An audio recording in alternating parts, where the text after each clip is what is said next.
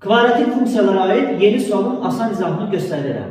Sualda deyilir ki, K nöqtəsi bu funksiyanın simmetri oxu üzərində yerləşir.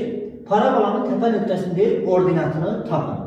Sualda uşaqlar, bu qrafik verilməmişdi. Mən təxmini də olsa çəkməyə çalışdım ki, siz aydın başa düşəsiniz.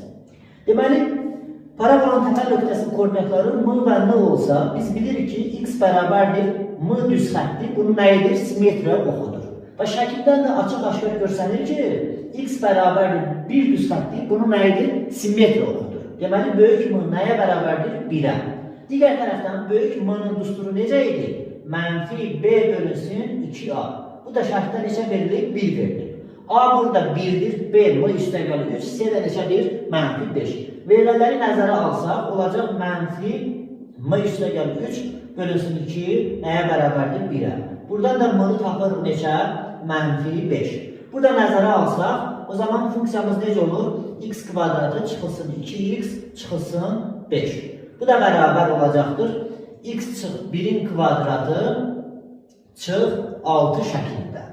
Deməli, parabolanın təpə nöqtəsinin ordinatı neçə imiş? Mənfi 6. Sağ olun.